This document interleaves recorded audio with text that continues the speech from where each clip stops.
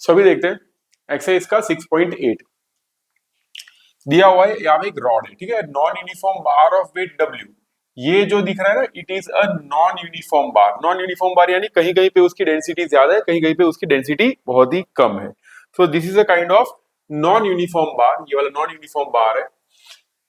And it is suspended at rest by two strings. दिख रही है यहाँ पे दो स्ट्रिंग से इसको, ये बार को ऐसे लटकाया हुआ है, ठीक है।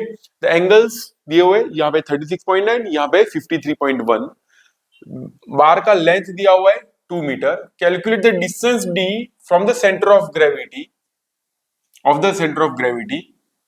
The bar from the left side. Left side से सेंटर ऑफ ग्रेविटी कितना दूर होगा ये हमें फाइंड करना है। And you to find out कि about which axis it will rotate. अगर ये रोटेट होगा तो उसकी एक्सिस ऑफ रोटेशन कहां पे होगी, that is centre of gravity left hand side से कितना दूर होगी, ये हमें फाइंड करना है। तो फाइंड करने के लिए सबसे पहले आपको ये सारी वैल्यूज आनी चाहिए, ठीक है। ये सारी वैल्यूज, दिस वैल्यूज, ये जो वैल्यूज है मैंने वो लॉग टेबल में से लिया हुआ है।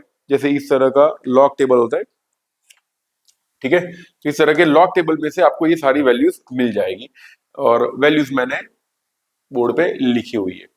नाउ अब देखो, मान लो ये जो यहाँ पे टेंशन लग रहा है, let this tension is suppose T1 और यहाँ पे जो टेंशन लग रहा है उसको मान लेते हैं T2। तो ये जो T1 लग रहा है ना, ये वाला, उसके दो कंपोनेंट्स होंगे। एक कंपोनेंट होगा ऊपर की डायरेक्शन में, एक कंपोनेंट होगा ये डायरेक्शन में। Similarly, this T2 also will have two components, one in along this direction, one along in this direction, ठीक है। ऐसे दो कंपोनेंट्स होंगे। अभी ये 36.9 है, तो ऑब्वियसली ये वाला एंगल भी देखा, Z बन रहा है, अल्टरनेट एंगल्स 36.9 ही होगा। तो दिस आल्सो इज 36.9। तो T1 का कंपोनेंट ये डायरेक्शन में कितना आएगा, तो जिसने बनाया थीटा वो बना cos थीटा, मैंने बहुत बार बताया बच्चों को।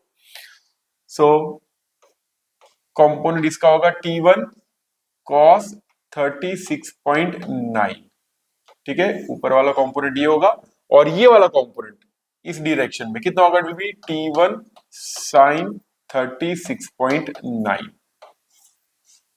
सिमिलरली ये T2 है, ये 53.1 है, तो ऐसा Z बनेगा इधर लाइक दिस। तो इधर ये वाला एंगल भी कितना होगा, 53.1, इस विल बी 53.1। तो T2 का कंपोनेंट ऊपर की डायरेक्शन में कितना आएगा, T2 cos 53.1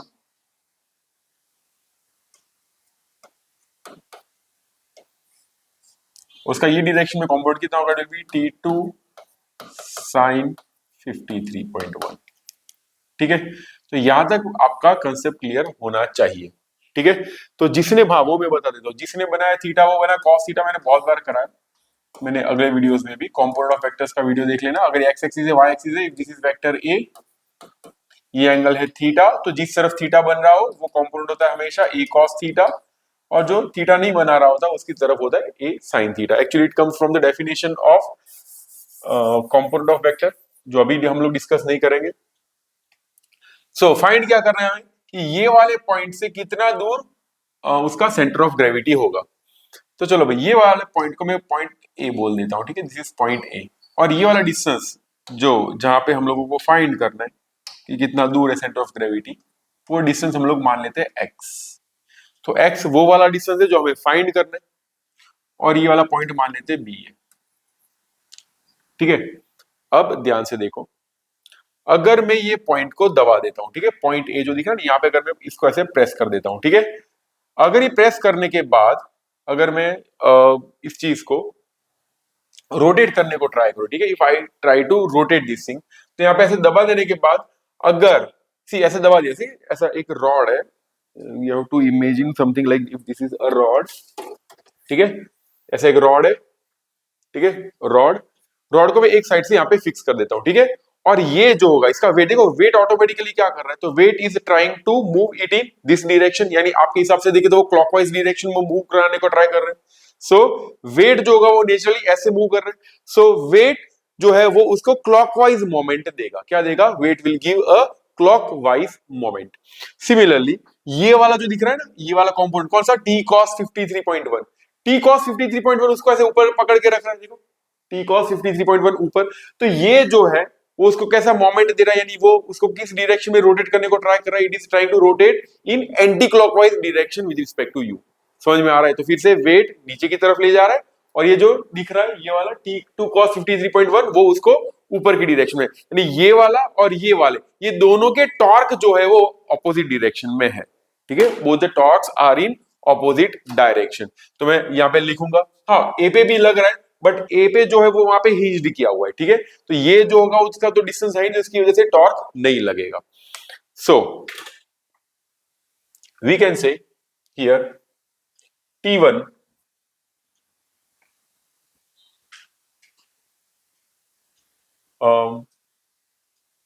with respect to point A, with respect to A, ठीक है, क्लॉकवाइज मोमेंट कौन दे रहा है? CWM, यानी क्लॉकवाइज मोमेंट, यानी टॉर्क जो है वो कौन दे रहा है? वेट डिस्टेंस D बोलो या X बोलो, आपने कुछ भी बोल सकते हैं।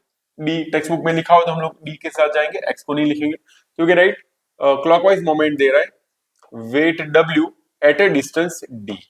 सी ये मैंने क्या लिखा हुआ है, actually this is the torque, ध्यान देना ये टॉर्क है। टॉर्क का फॉर्मूला क्या होता है? Tau is equal to force into perpendicular distance. यहाँ पे फोर्स कितना लग रहा है? वेट फोर्स लग रहा है और डिस्टेंस कितना? इट इज D, इसलिए मैंने लिखा हुआ है W इंटू D। वैसे ही ये जो T2 cos 53.1 दे रहा है वो कैसा दे रहा है? It is giving anti clockwise moment, यहाँ पे लिख देते हैं ACW यानी एंटी क्लॉकवाइज मोमेंट। कितना लग रहा है? तो T2 cos 53.1, तो T2 cos ऑफ 53.1 का वैल्यू कितना है वो यहां से लिख देते हैं 0.6, तो T2 इंटू 0.6 कितना डिस्टेंस दूर से लग रहा है? तो it is acting a distance at 2 metre. देखो यहां से ये 2 मीटर का डिस्टेंस है तो यहां पे लिखेंगे 2 मीटर, और we can say it is equal to 1.2 T2 0.6 into 2 becomes 0.1। ये लग रहा है एंटी क्लॉकवाइज मोमेंट, तो ये एंटी क्लॉकवाइज मोमेंट है, मोमेंट बोल देते हैं, यानी एक तरह का टॉर्क है ये, और ये क्या है? It is clockwise moment. Okay, अब ये सिस्टम रोटेट नहीं हो रहा, ठीक है, it is in rotational equilibrium. तो ऐसा बोल सकते हैं इन रोटेशनल इक्विलिब्रियम।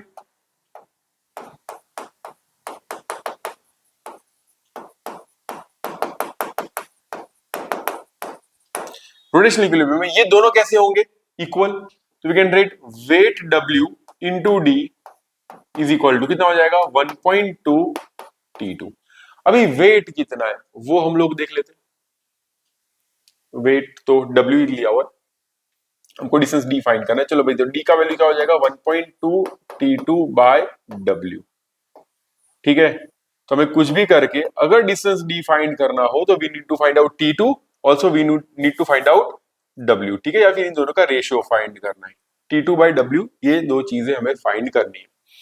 अब देखते हैं, देखो ये तो हो गया रोटेशनल इक्विलिब्रियम की बात। ठीक है, we discussed about rotational equilibrium. अब देखो ये ऑब्जेक्ट जो रॉड है, रॉड ना ऊपर जा रहा है ना नीचे जा रहा है, उसका मीनिंग ये हुआ कि in vertical direction it is in equilibrium. तो वर्टिकल डायरेक्शन में इक्विलिब्रियम में हो तो क्या लिख सकते हैं? तो जितना फोर्स ऊपर लग रहा है, ऊपर कितना लग रहा है?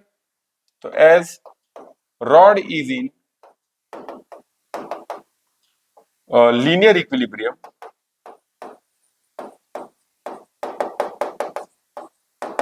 ये जो लीनियर इक्विलिब्रियम होता है उसे ट्रांसलेशनल इक्विलिब्रियम ही बोलते हैं। तो लीनियर इक्विलिब्रियम में तो जितना फोर्स ऊपर, ऊपर कितना लग रहा है? T1 cos 36.9, 36.9 का वैल्यू डायरेक्ट लिखेंगे तो राइट T1 इंटू 0.8, और कितना लग रहा है? प्लस T2 इंटू कितना है? cos 53.1 is 0.6 is equal to नीचे की तरफ कितना लग रहा है? Weight W।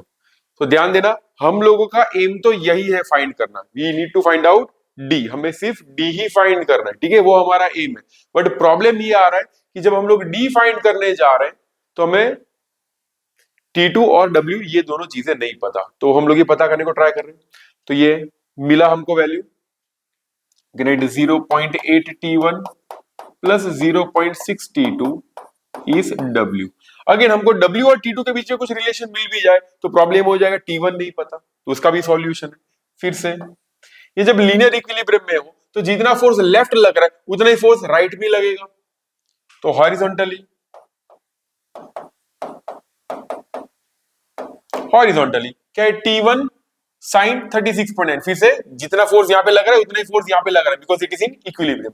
तो यहाँ पे कितना लग रहा है, इट इज T1 साइन 36.9 यानी T1 into 0.6 is equal to यहाँ पे कितना लग रहा है, T2 साइन 53.1 यानी T2 इंटू 0.8। अब ये वैल्यू इसके अंदर डाल देते हैं, ठीक है। तो we can right T1 is 8/6 T2, ये वैल्यू मैं इधर डाल देता हूं तो क्या हो जाएगा, विल गेट 0.8, T1 की जगह क्या लिखेंगे 8/6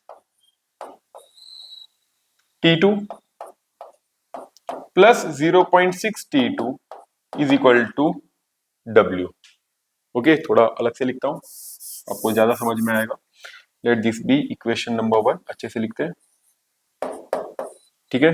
ये T1 का वैल्यू हम लोगों ने एलिमिनेट किया। इक्वेशन नंबर 2, अब क्या करेंगे, ध्यान रखना हमको ये फाइंड करना है, ओके, भूल मत जाना। सो 2 का वैल्यू हम लोग 1 में डाल देते हैं, 2 in 1,